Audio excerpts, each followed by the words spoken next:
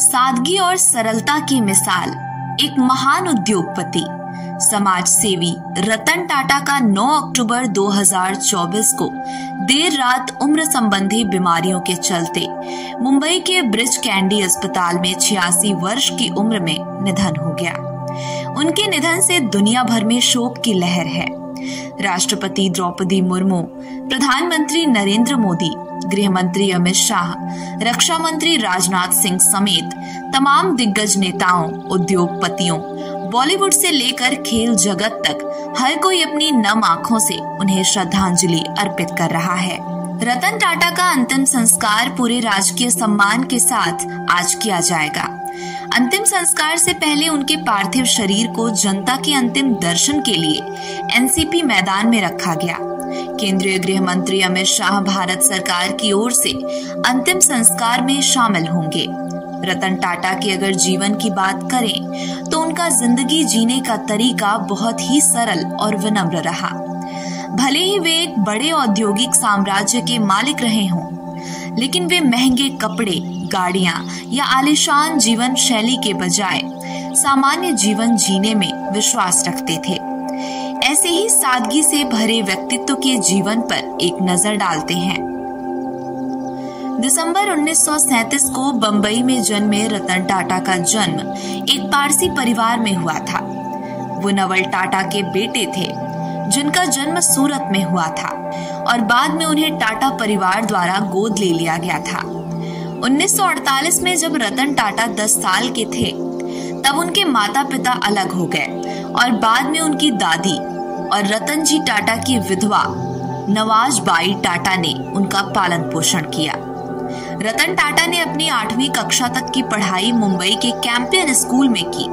उसके बाद रतन टाटा ने न्यूयॉर्क शहर में रिवरडेल कंट्री स्कूल में पढ़ाई की, जहां से उन्होंने 1955 में स्नातक डिग्री प्राप्त की।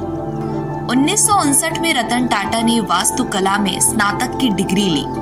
कॉर्नर में रहते हुए वो अल्फा सिग्मा की बिरादरी में शामिल हो गए और 2008 में टाटा ने कॉर्नेल को $50 मिलियन का दान दिया, जिससे वो इतिहास में विश्वविद्यालय के सबसे बड़े अंतर्राष्ट्रीय दानकर्ता बन गए। साल 1961 में रतन टाटा टाटा ग्रुप में शामिल हुए। 1962 में रतन टाटा ने जमशेदपुर में टाटा स्टील में काम करना शुरू किया।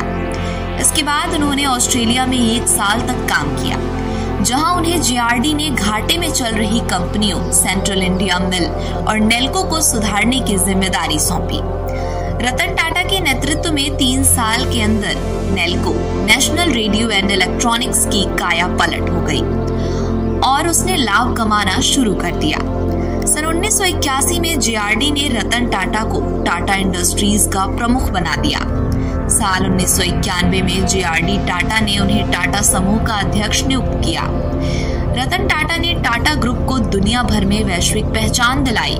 उन्होंने टाटा नैनो जैसी किफायती कार लाकर आम जनता के लिए सस्ते 4 पहिया वाहन के सपने को साकार किया।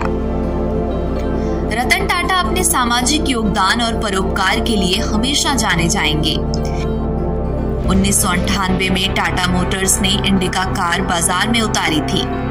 फोर्ड कंपनी को संकट से उबारा। सबसे बड़ी सॉफ्टवेयर कंपनी में से एक टीसीएस की स्थापना की। देश के लोगों को सबसे सस्ती कार नैनो दिया। नवी मुंबई में कुत्तों के लिए बनवाया 5 मंजिला अस्पताल। कोरोना काल में देश को 500 करोड़ की सहायता पुरस्कार दी। रतन टाटा को साल 2000 में भारत सरकार की तरफ से पद्म भूषण से सम्मानित किया। साल 2008 में उन्हें दूसरा सर्वश्रेष्ठ नागरिक सम्मान पद्म विभूषण से सम्मानित किया गया। उन्हें महाराष्ट्र सरकार की तरफ से साल 2023 में उद्योग रत्न से सम्मानित किया गया था। रतन टाटा बीते कुछ दिनों से उम्र संबंधी बीमारियों की वजह से मुंबई के मशहूर ब्रिज कैंडी अस्पताल में भर्ती थे, जहां डॉक्टरों की टीम उनका इलाज कर रही थी कि 9 अक्टूबर 2024 की रात उन्होंने आखिरी सांस ली।